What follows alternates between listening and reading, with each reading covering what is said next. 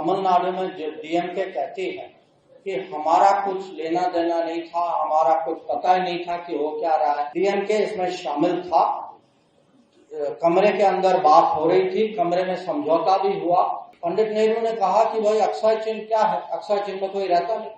देखिए इस पे दो विषय, एक तो जो प्रधानमंत्री जी ने कहा और उनके अलावा कुछ मंत्रालय से कुछ डॉक्यूमेंट निकले जिसने ये साबित किया।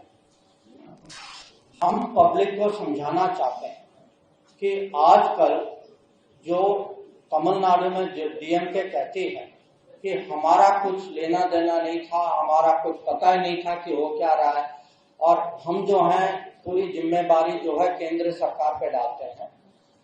हम जो है इसको एक्सपोज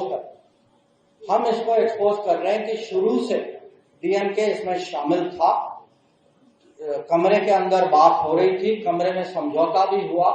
उस समय के डीएमके के नेता जो मुख्यमंत्री जो थे वो माने कि जो अंत में जो अग्रीमेंट जो हुई। तो एक तो देश की पब्लिक और तमिलनाडु की पब्लिक जो है उनको जानना चाहिए कि ऐसी पार्टियां हैं जो संसद में कुछ कहती हैं पर कमरे के अंदर कुछ और डिसाइड करती, तो इनका डबल स्पीक। दूसरी बात है कि जो कांग्रेस पार्टी जो है, देखिए कांग्रेस पार्टी, आप इसकी बात करें, मैं आपको याद दिलाऊंगा कि पंडित नेहरू ने कहा कि भाई अक्षय चिन्ह क्या है, अक्षय चिन्ह में कोई रहता नहीं, अक्षय चिन्ह में कुछ उगता भी नहीं। तो ये देखिए भारत के जमीन के बारे में जो सोच जो है उनका हर समय, ये अभी की बात नहीं है और इस विषय खाली एक द्वीप की बात नहीं।